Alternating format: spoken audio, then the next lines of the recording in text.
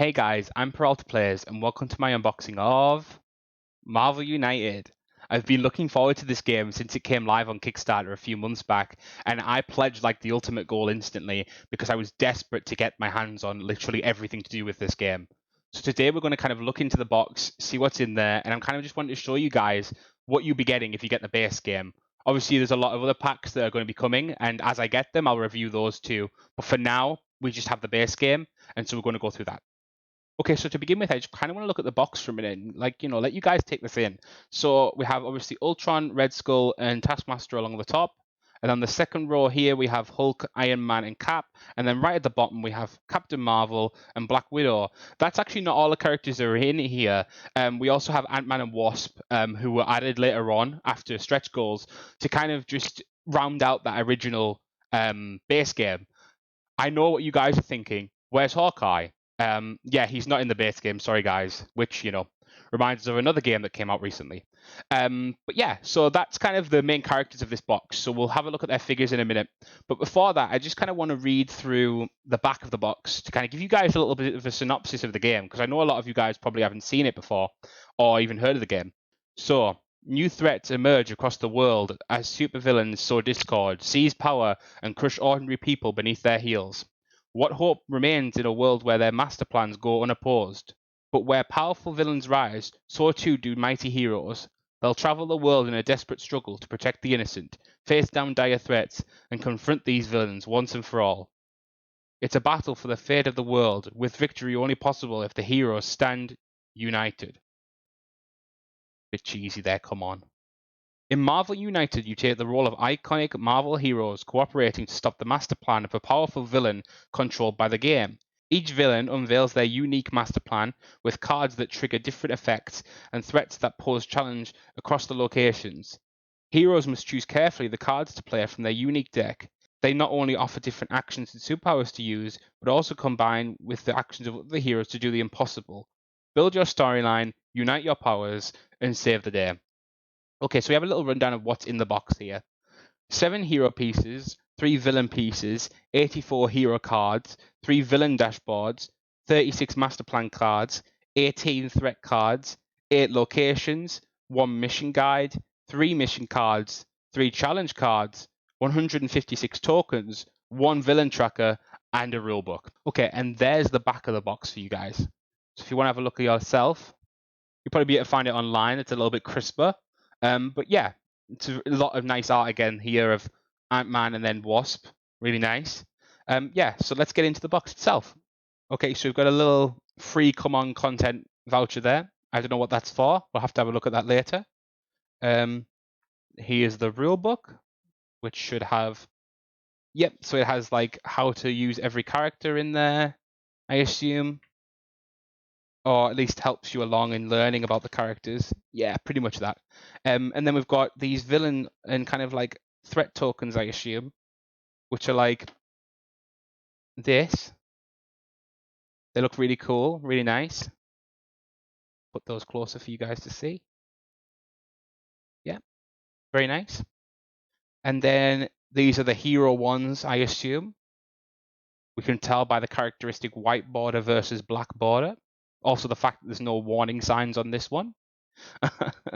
And then what we have here are the actual gameplay features. So here are the locations, I assume. Okay, so here are the locations. New York Police Headquarters. We've got Times Square. We've got the SHIELD helicarrier. We've got SHIELD Headquarters. We've got Central Park. Stark Labs. Avengers Tower. And Avengers Mansion. Yeah, so they all have their unique gameplay features. So for example, Avengers Mansion, you draw cards until you have 3 in your hand at the end of your turn. So yeah, there's those. These are the villain dashboards, I assume. Let's have a look. Yep, they are. Okay, brilliant. So actually, these are the villain cards, and then those are the villain dashboards. This is the villain dashboard, which says how a villain basically works. Villain acts after every 2 hero cards. Villain is now invulnerable to damage, etc., and so on.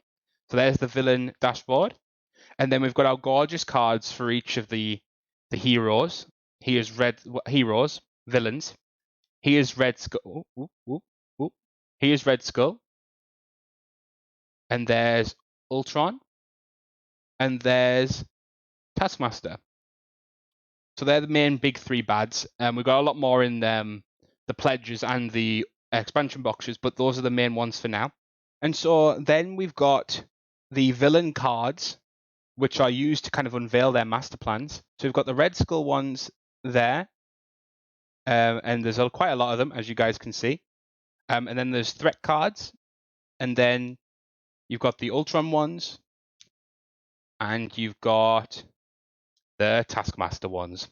And essentially the idea is, for example, Hydra Insurgency. For each crisis token the heroes have, advance the fear track by 1. So like what you get is essentially their master plan, like what they're doing at any turn.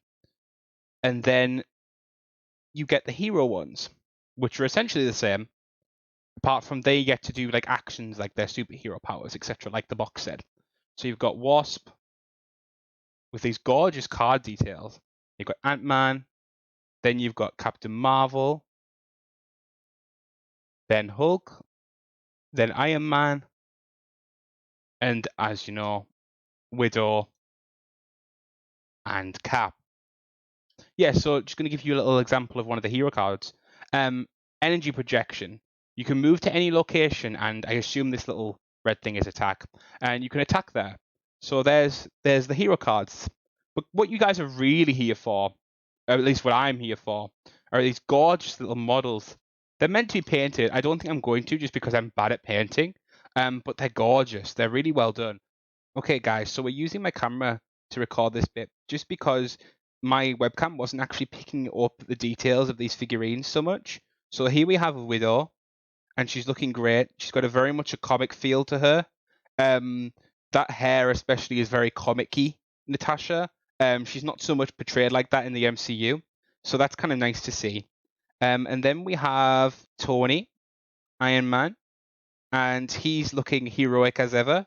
His suit is kind of really detailed if you look closely. 1 minute, that's focusing. There we go.